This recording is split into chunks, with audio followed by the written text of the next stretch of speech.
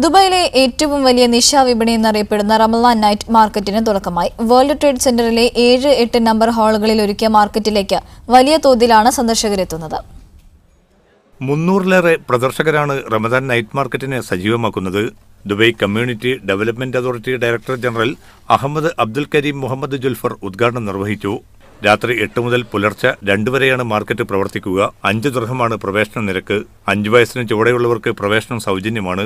10 ദിവസം നീളുന്ന റമദാൻ മാർക്കറ്റിൽ 1 ലക്ഷത്തോളം പേർ എത്തിച്ചേരുമെന്ന് പ്രതീക്ഷിക്കുന്നതായി സംഘാടകരായ Sumana exhibitions brand manager Samantha Cordeiro Miranda പറഞ്ഞു.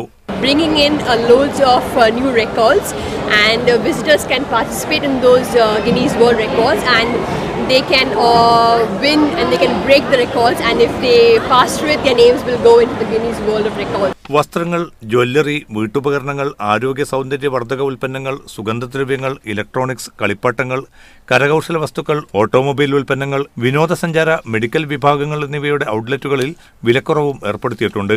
നിരവധി റെസ്റ്റോറന്റുകളും ഇതിന്റെ ഭാഗമായി ഒരുക്കിയിട്ടുണ്ട്. സൗജന്യ ആരോഗ്യ പരിശോധനയും വിനോദ സൗകര്യങ്ങളും റമദാൻ നൈറ്റ് മാർക്കറ്റിന്റെ മറ്റു പ്രത്യേകതകളാണ്.